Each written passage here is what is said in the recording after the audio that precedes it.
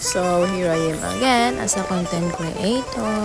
So, ayan, magtitimpla na ang babae ng kape.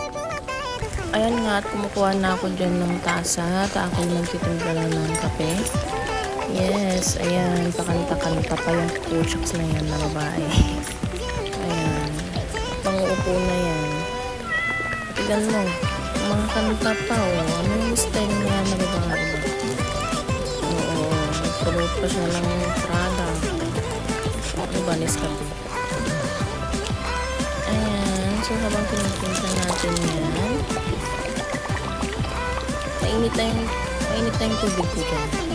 Sigurado ako. Kasi tignan nyo naman. Umuusok pa, diba? Kaya mainit na mainit yan. Sigurado kong mainit pa. Ano ba kinakanta-kanta ng babae dyan? Umuusok pa, oh. Ayan. Haluin mo na yan, babae, at makapagkape ka na. Huwag ka nang magpakit dyan. Huwag ka nang diba? Pakasarap na kape. Nescafe Original. So, ayan. Nakita ko nga pala itong mga gulay dito. Apaka-fresh. Fresh from the farm.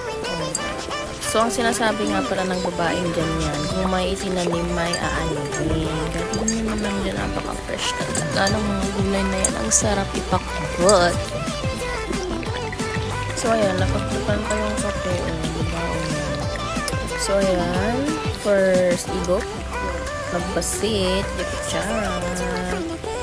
Second igop, magtanga. Nalpas tayo dyan, katimaderak, na pa, nakito yung katri nga agkape, tani. Nagsalimuot dyan kusina.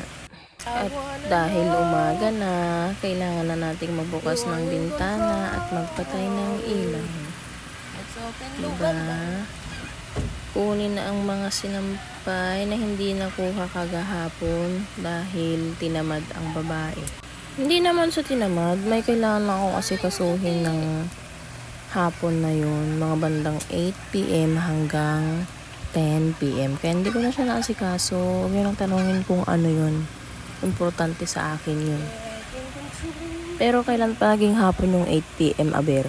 Sige, yan mo na wag mo nang pansinin. So, ayan, lumabas ako. Kinuha ko yung mga sinampay na iba dun sa labas.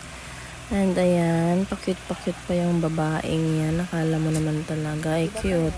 Ayan pa yung mga ibang nilabahan ko. Magtutupi ako later. Hindi na makalaya. Di na dalaw mo ko bawat gabi. Wala mang nakikita. Hapos mo hiram pa rin sa dilim. At ano yun, may pakanta-kanta ka pa dyan. Ay, gagiyaba ng dila. O, wag ka na magpakit. Ang pangit mo, be. Umigop ka na lang ng kape. Mabahaw na yan. So, ayan. Nainitan nga ako dyan. Kaya, ayusin natin ang buhok natin. Para naman, hindi nagmumukhang ano na yung mukha. Ano ba? Kitang-kita mo dyan sa camera yung daming alikabok ko. Sige, ayusin mo lang yung buhok mo, girl. Huwag kang tingin-tingin dyan sa camera. Ipitin mo yan. Ayusin mo yan. Huwag kang tanga. So, ayan guys, fast forward ko na dito dahil natatangahan na ako sa sarili ko. Ayan, nagpakit pa siya.